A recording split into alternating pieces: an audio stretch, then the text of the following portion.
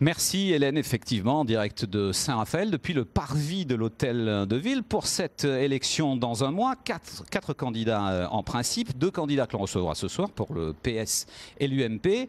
Et d'ores et déjà, un premier candidat dès ce midi, Alain Révillon, bonjour. Bonjour. Alors vous vous présentez sur une liste dite de société civile, vous êtes hors parti politique ?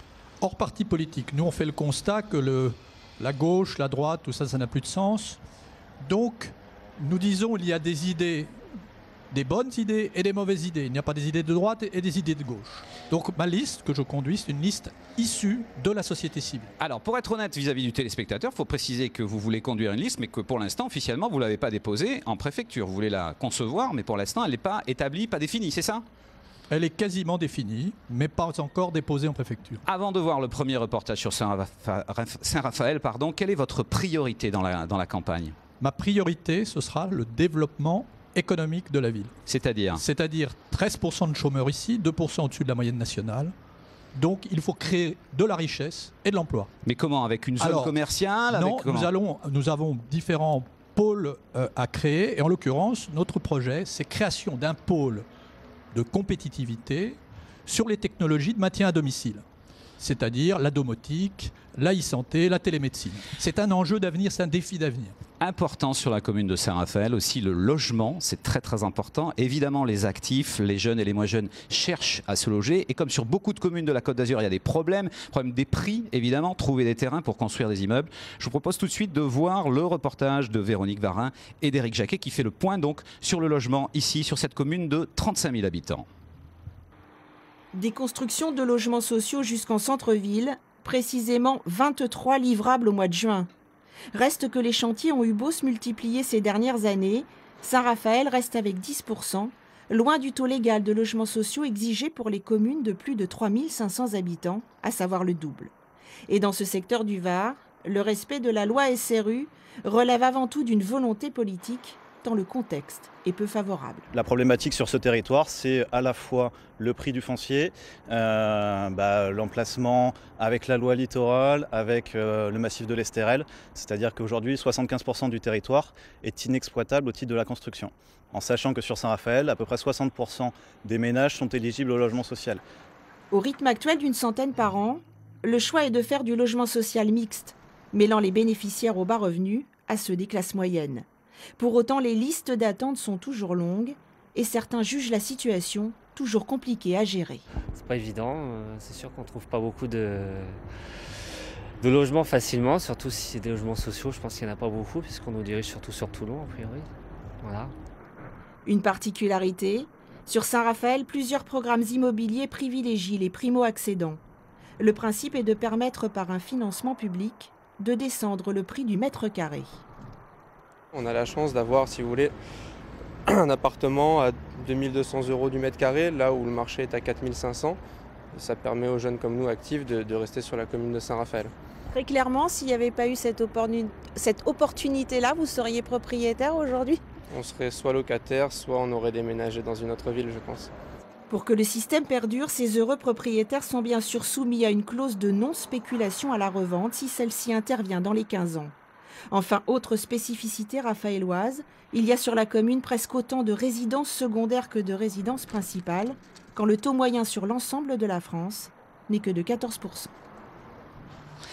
Alain Révillon revient donc ici en direct de la mairie de Saint-Raphaël. C'est une bonne initiative que finalement cette accession à la propriété avec des tarifs beaucoup plus bas. Vous êtes pour ? Vous êtes d'accord ? Tout à fait. Moi, ce que je propose sur Saint-Raphaël, pour qu'on maîtrise les logements, c'est qu'on crée une régie municipale qui gérera à la fois les logements sociaux, les logements pour actifs, mais aussi les logements pour les saisonniers, parce que les saisonniers doivent être logés également. Une question tout de suite donc d'un représentant du lycée Saint-Exupéry de Saint-Raphaël. Vas-y, c'est à toi. Alors moi, je vais vous poser une question d'ordre culturel. Les musiciens professionnels à Saint-Raphaël, on en fait beaucoup pour eux, pour qu'ils aient des scènes, etc. Mais les jeunes amateurs, je pense au groupe Muffin par exemple, qui ont des difficultés à se trouver des scènes, à trouver des lieux, des locaux. Voilà, des locaux pour jouer, mais pour il existe quand même des centres déjà à Saint-Raphaël. Oui, mais il n'y a pas beaucoup d'événements qui sont organisés pour les musiciens jeunes, amateurs à Saint-Raphaël. Qu'est-ce que vous faites pour la culture, Alain Révillon ? Écoutez, moi je crois que ça rentre dans une politique globale. Il faut relancer l'animation ici d'une manière générale. Exact. Et je pense que les musiciens ils trouveront leur place si on relance les activités festives en bord de mer, la fête de la musique, etc. Autre question, donc d'une représentante du lycée. Shirley. Donc peu d'emplois sont à la portée des étudiants. Est-ce qu'il y aurait un moyen d'augmenter les offres d'emploi pour les étudiants ? Alors déjà, les étudiants, il faut leur assurer une formation, c'est-à-dire qu'il faut conserver l'IUT. Conserver l'IUT, c'est Il faut, une priorité. pourquoi oui. pas, créer un mini-pôle universitaire, éventuellement en créant des annexes de grandes universités parisiennes ou autres. Voilà, pour aider, effectivement, mais nous créerons de l'emploi si nous agissons sur le développement économique. Elle pensait au boulot d'été quand même, cette jeune fille. Hein. Mais les boulots d'été, le problème c'est que les saisons d'été sont de plus en plus courtes, et ça fait partie de la relance de l'activité touristique qu'il faut aussi engager sur Saint-Raphaël. Dernière question importante, au niveau médical, vous avez dans votre programme la volonté de développer l'activité médicale ici sur la commune ? Une activité médicale, non, mais par contre, assurer le maintien à domicile, ce que je vous disais tout à l'heure. Les soins à domicile. Les soins à domicile, il faut fédérer toutes les associations qui interviennent dans le maintien à domicile, charte de qualité, cahier des charges stricts pour éviter les abus dont sont victimes souvent les personnes âgées. Enfin, Alain Révillon, si on revient ici dans 6 ans, si on se revoit dans 6 ans, qu'est-ce qui aura changé ici à Saint-Raphaël si jamais vous êtes élu ? Et si je suis élu, quand je serai élu, Saint-Raphaël sera redynamisé. Réanimé, ça, tout le monde peut dire ça. Hein. Réanimé oui, pour employer intermédical. Pourquoi ? Parce qu'il faut relancer l'activité touristique ici sur Saint-Raphaël. Voilà, il y aura plus de démocratie, par ailleurs, plus de transparence dans les budgets. C'est la profession de foi donc de votre liste qui s'appellera, si elle est déposée ? Génération Saint-Raph, toute génération. Merci Alain Révillon. On va passer à un autre candidat qui lui représente le Front National, Nicolas Menikovic. Bonjour. Bonjour. Même précision vis-à-vis de nos téléspectateurs, pour être honnête. Vous aussi, contrairement aux deux candidats de ce soir, PS et UMP, vous n'avez pas encore déposé votre liste, finalisé votre liste ? Pas encore. Alors elle est finalisée, mais pas encore déposée. Même question qu'au précédent candidat. La priorité, l'axe de campagne, pour vous, ce sera quoi ? L'axe de campagne, redynamiser Saint-Raphaël en mettant plus de jeunesse. Vous avez des mots assez durs avec le maire sortant, avec M. Ginestin. Oui. Vous dites finalement, il en a fait une maison de retraite. Mais bon, après tout, on a le droit de vivre jusqu'à 70-80 ans quand même. Absolument, absolument. Vous dites Saint-Raphaël, c'est une vieille cité, mais bon, d'accord, mais le problème, c'est que Saint-Raphaël manque de dynamisme. Saint-Raphaël a une population de plus en plus vieillissante, malheureusement, et il faut également de la jeunesse pour s'occuper des personnes âgées. Oui, mais comment attirer les jeunes ? Comment attirer les jeunes ? Alors, de plusieurs manières. D'une part, en créant des pôles de formation pour la jeunesse. D'accord. Voilà, donc on a pu voir que l'IUT est en train d'être relocalisé vers Toulon. C'est une problématique. C'est garder l'activité ici. La garder et la développer. Alors, importance aussi en ce moment sur Saint-Raphaël, finalement la réfection du port de Saint-Raphaël. C'est un projet qui est très important, qui coûte près de 35 millions d'euros. Véronique Varin, Éric Jacquet vous expliquent ce qu'il se passe actuellement pour les travaux du port de Saint-Raphaël. 21 mois maintenant que des dizaines d'ouvriers creusent, terrassent, bétonnent, soudent en plein cœur de Saint-Raphaël. Le vieux port est en effet en chantier. 35 millions d'euros investis, essentiellement dans des structures invisibles, mais qui devraient être protectrices. En réduisant à l'intérieur du port la houle qui était montée jusqu'à 1,60 m à certains moments, à 0,20, 0,25 sur des houles décennales. Tout ça sera possible grâce à cet ouvrage de protection dont les fondements descendent très profonds, autour de 16 à 20 mètres, avec des pieux, forêts, bétonnés, ferraillés qui supportent cet ensemble. L'autre grande nouveauté sera la création de 70 places supplémentaires, dont la moitié pour accueillir des bateaux de 15 à 45 mètres. Des emplacements dont le loyer par jour d'escale ira de 4 à 500 euros. De quoi satisfaire certains professionnels qui imaginent facilement des retombées globalement positives. Ça aidera les professionnels du nautisme à aller dans le sens d'une montée en gamme au niveau du service.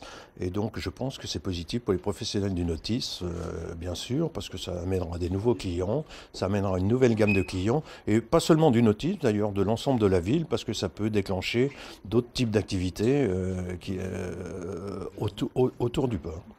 Mais du côté des commerçants situés aux premières loges des travaux, tous n'en sont pas forcément persuadés, en tout cas pas pour l'instant. Là, pendant les travaux, ça se passe comment pour vous ? Mal. C'est dur ? Ouais, c'est très dur, parce qu'il n'y a pas de stationnement, il n'y a plus de parking, il y a beaucoup de bruit, beaucoup de poussière. Donc moi qui suis un commerce qui suis vraiment ouvert à la rue, quoi, c'est vrai que c'est difficile. Pour ou contre, cet impressionnant chantier est aussi souvent dans les conversations entre habitants qui logiquement se posent quelques questions. Voir si ça aura un impact pour le commerce, voilà. C'est peut-être pas évident parce que les bateaux qui vont venir, déjà quand il y a les bateaux de croisière qui arrivent une fois l'été, tous les 15 jours, il y a un bateau qui débarque. Je ne sais pas si les commerçants ont eu des résultats concrets, mais bon. C'est en juin prochain que le maire, qui sera élu en mars, inaugurera le nouveau Vieux-Port de Saint-Raphaël.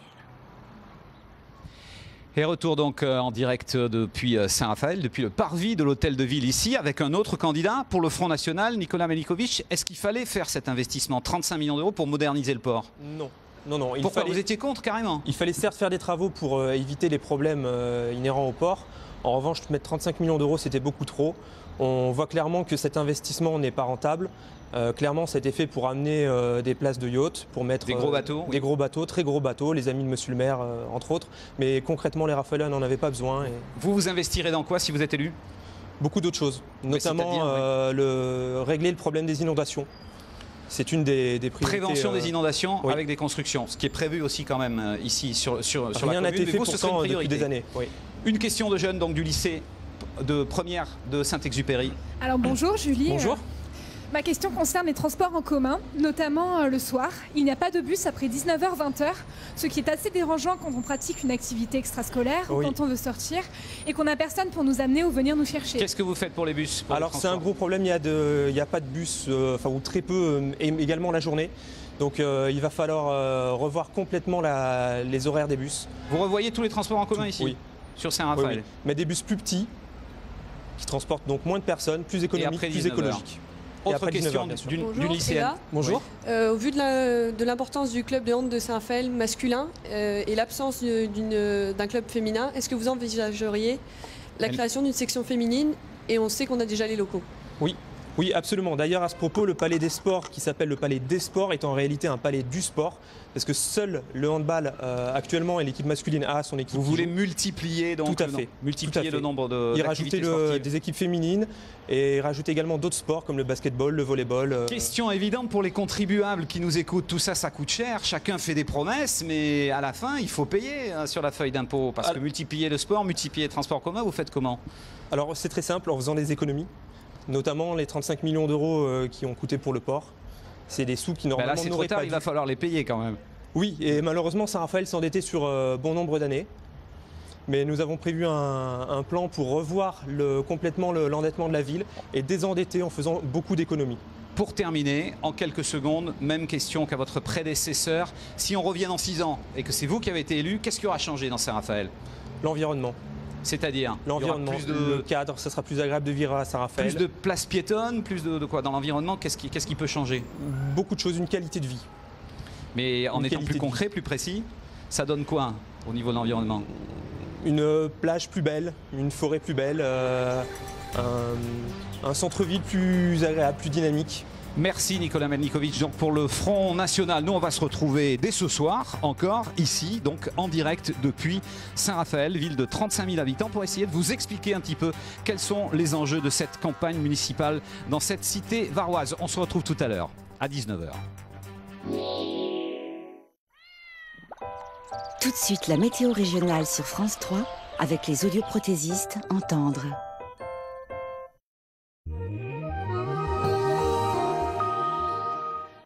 La perturbation peu active arrivée dans la nuit traverse rapidement la région. On la retrouve sur la façade est, donnant de petites pluies éparses. À l'arrière, dans un flux d'ouest modéré à assez fort, de belles éclaircies arrivent par la Provence occidentale. Amélioration qui devrait gagner le reste de la région en cours d'après-midi, au plus tard en soirée. Les températures comprises entre 6 et 17 degrés, certes, sont en baisse, mais encore légèrement au-dessus des normales de saison. Demain samedi et pour tout le congé de fin de semaine, grand beau sur l'ensemble de la région. Le soleil sera seul à occuper le ciel, aidé par des vents d'ouest à nord-ouest, chassant toute forme de nébulosité. Courant soufflant légèrement dans les terres, mais assez fort parfois près des zones littorales. Peu ou pas d'évolution en ce qui concerne les